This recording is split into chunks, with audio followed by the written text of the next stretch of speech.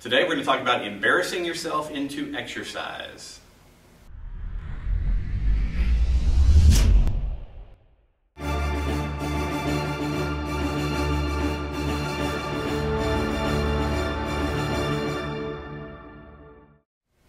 Over the last several weeks, I've had multiple conversations with people who keep asking me the same thing, so I decided to do a blog on it. They keep saying, "Doc, I'm having a really hard time getting started with my exercise program." And these may be trainers, they may be athletes, or people that are new to the whole fitness arena.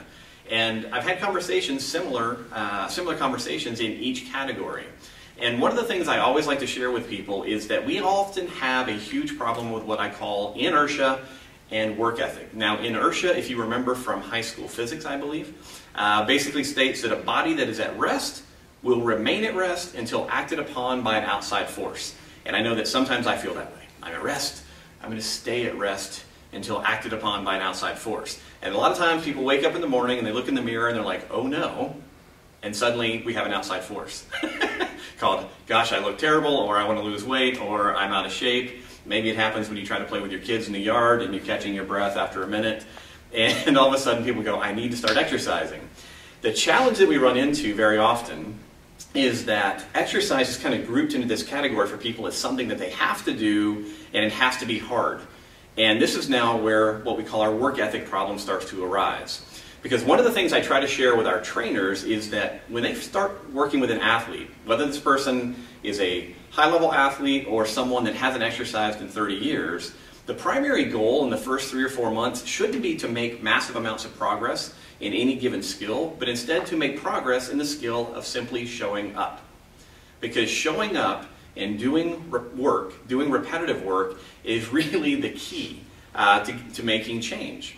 So one of the things we like to get our clients to do is what we call one-rep programs. Now, I know that sounds ridiculous, but there is a ton of psychology that shows if we can take a task that we want to accomplish, but we're struggling to find the motivation to do it because it seems like too much work, and we can make it smaller and make it smaller and make it smaller, at some point we can make it so small that we are actually embarrassed to not do it. And that's what I talk about, or what I meant when I said embarrassing yourself into exercise.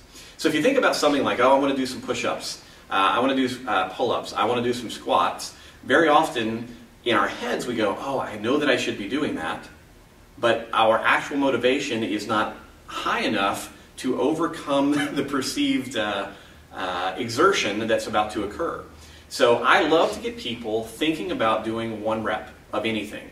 One push-up, one pull-up, one walk around the block, one walk to the mailbox, whatever it is, because if we can make something embarrassingly small, very often we're able to encourage ourselves to do that much more readily than if we go, I need to do 30 minutes 3 times a week.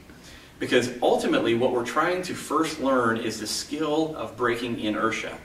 And one of the biggest challenges to breaking inertia is believing that one rep of anything is insufficient to create change. So remember, when you start an exercise program where you're trying to include something new, let's say you're already an athlete that trains a lot, but you're working with a ZL trainer and they want you to do some vision drills. As simple as that seems, very often people struggle to do it. Start with one rep. If they say do 10, you may need 10, but if you can only get yourself to do one, and do one with regularity, you begin to build the habit of success. And if you can build that habit of success by making something embarrassingly small, you are now creating a positive behavior loop that can ultimately lead you where you want to go. So that's my idea for you this week. I hope you enjoy that. Again, if you have questions about how to make all this work, ask your trainer, email us, because we spend a lot of time in Z Health talking about how behavior works. Because we know that we can have the greatest tools, greatest system in the world, whatever that is, whatever exercise system you like, but if we can't get our clients to participate in it, or we can't make ourselves participate in it, it doesn't matter. So, like I said, if you have any questions, let us know. Otherwise, good luck.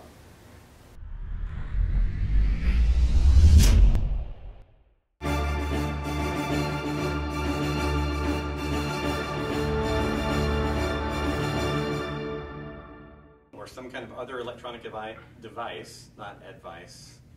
Let's start that one more time. I've counted off myself.